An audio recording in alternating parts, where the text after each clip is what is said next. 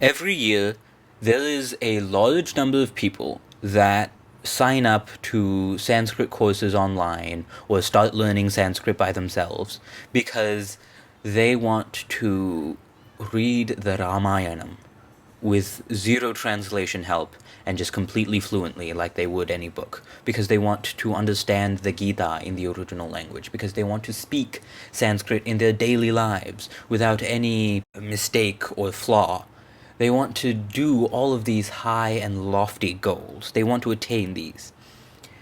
But of course, the majority of these people end up giving up on Sanskrit quite soon after they start. And it is partly because of the goals that they leave Sanskrit. These lofty goals are so enormously outweighed by the amount of effort you have to put into Sanskrit that it's just not worth it to start Sanskrit, learn Sanskrit because of them, or solely because of them. So if you are a Sanskrit learner that's planning on starting Sanskrit solely for these goals, I would suggest that you just don't bother and that you don't start. Instead, pick up a translation, because despite of all of the flack that translations get nowadays, they're actually quite good. And as long as you source them from a reliable source, they will generally be without bias and will show the original intent of the author.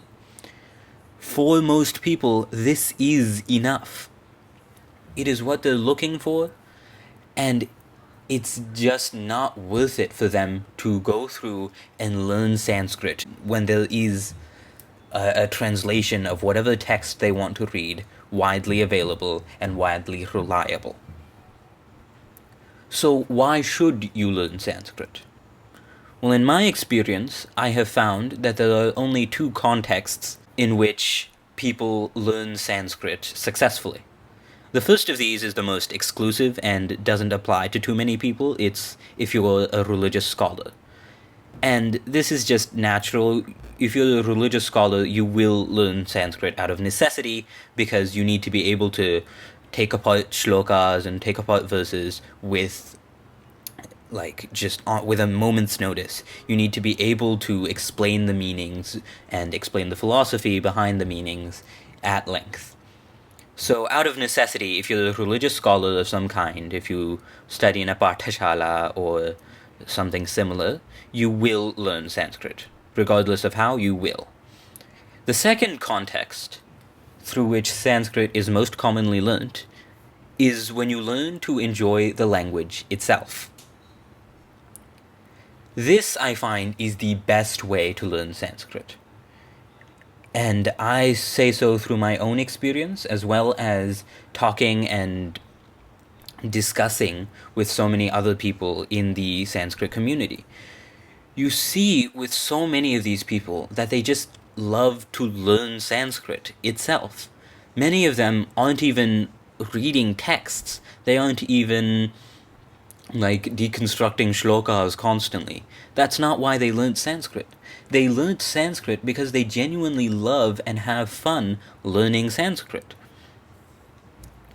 Now, personally, when I first started Sanskrit, it was as a child, and I was convinced that I could learn to read books by my parents, that I could learn to read Sanskrit books with fluency, and I could read them just like I did my English books.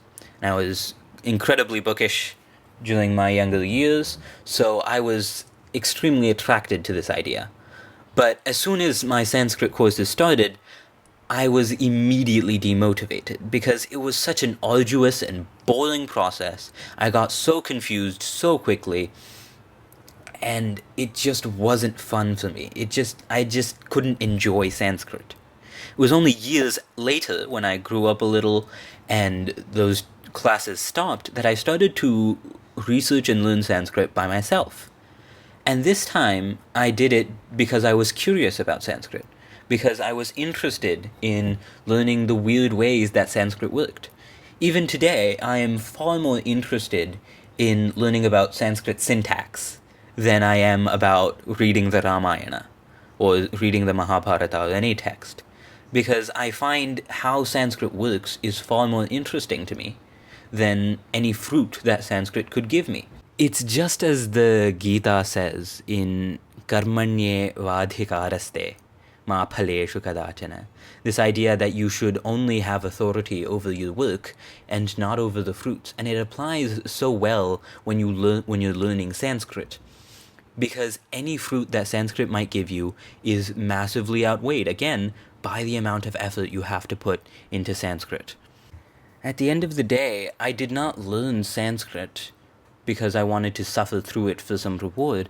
I learnt Sanskrit because it's fun, and that should be the only reason anyone learns Sanskrit.